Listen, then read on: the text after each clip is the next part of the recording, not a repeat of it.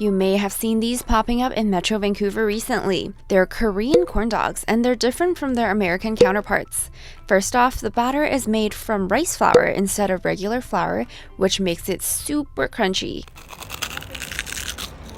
And then there's the toppings, everything from potatoes to ramen to squid ink. You can even add sugar to give it a sweet, savory taste. To understand how this street food from Korea got all the way across the Pacific Ocean to Vancouver, we have to go back 40 years in Korean history. The time is 1980. You're in Korea getting through rush hour, and you pass by a vendor in a subway station selling something that looks like a ball of dough on a stick. This is how Korean corn dogs came about. In the 80s, corn dog vendors usually set up in transitional places like subway stations to appeal to people passing by. At this point, this snack was still in its most traditional form. A thick, battered, chewy dough with a sausage inside, sprinkled with sugar and drizzled with ketchup and mustard. With the rise of the Korean wave in the late 90s to 2010s, Korean culture spread throughout Asia and abroad. The Korean wave is also known as Hallyu. During this wave, Korean culture and pop entertainment gained popularity throughout the world. This included the rise of K-pop, K-dramas, and even Korean food outside of the country. This rise in popularity with everything Korean lent itself to Korea's street food scene also gaining more exposure. This is what Korean corn dogs looked like in the 80s and 90s. And this is what Korean corn dogs looked like after 2016, when they became more popular. This street food item spread to storefronts as well, though mostly for takeout. With more demand, more creativity and variety was put into spicing up the traditional snack originally seen in subway stations. Some options include potato-covered Korean corn dogs, mozzarella-filled, ramen chip, and squid ink.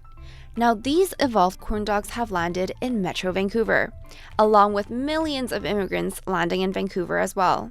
According to a report by Statistics Canada, in 2021, almost 1/4 of the Canadian population were immigrants. That's over 8.3 million people. Over the past 50 years, Asia has become the top source for new immigrants to Canada. Metro Vancouver houses the largest proportion of immigrants, second to Toronto. In total, 41.8% of immigrants live in Vancouver. Immigrants also make up over 60% of Richmond's population and over 50% of Burnaby's population. According to the 2021 Canadian census, there are currently over 217,000 Koreans that reside in Canada, and 82% of that group reported Korean as their mother tongue. This is an over 76% rise compared to numbers from 2016, with just over 123,000 Koreans residing in Canada and 41,000 of those in BC. To account for the increased population and, in turn, the demand for creative Korean cuisine, more Asian restaurants have popped up in Vancouver compared to 10 years ago. According to Statistics Canada, with current immigration projections, we could see immigrants represent from 29 to 34% of the Canadian population by 2041. Will the number of Asian food vendors continue to rise in conjunction with immigration numbers? I guess we'll have to report back in 18 years. But until then, these K corn dogs don't appear to be going anywhere. I'm Carissa Cheng with Yusuf Habib for BCIT Magazine.